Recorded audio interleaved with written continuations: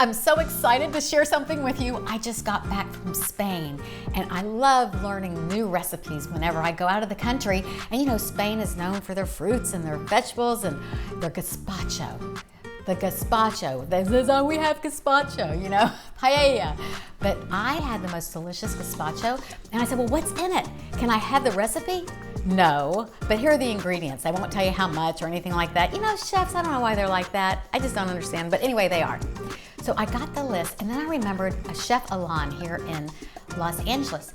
He did a cooking class at my house and he made a tomato and watermelon gazpacho. He was like the inventor of the watermelon tomato gazpacho a long time ago. And now you see it all over the internet. And I was like, you know what? I want to put a little Garden of Eydie twist on this. You know, garden food. Let's get some garden food in here. So I thought, why not turn this into a fabulous watermelon tomato gazpacho salad?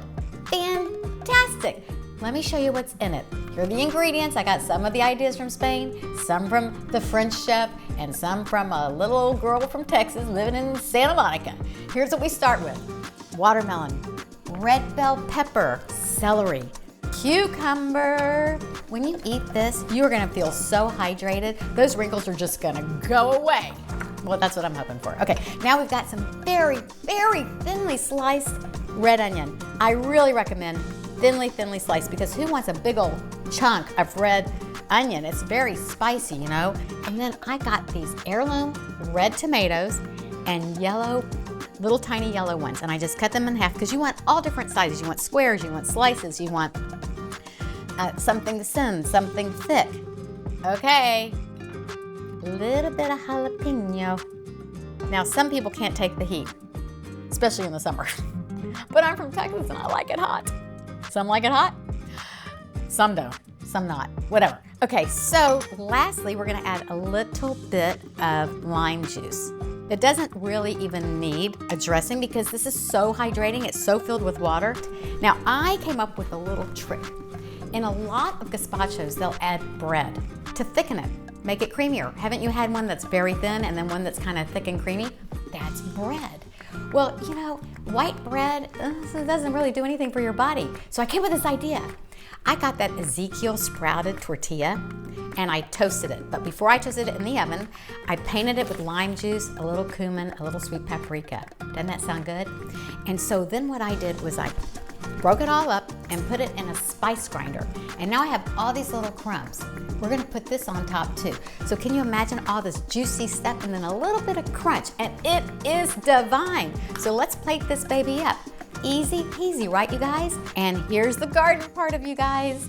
I have the most delicious, I'm telling you, arugula. There's all different kinds of arugula. There's wasabi arugula, there's wild, there's baby, and then there's French. And the French tastes a little oaky.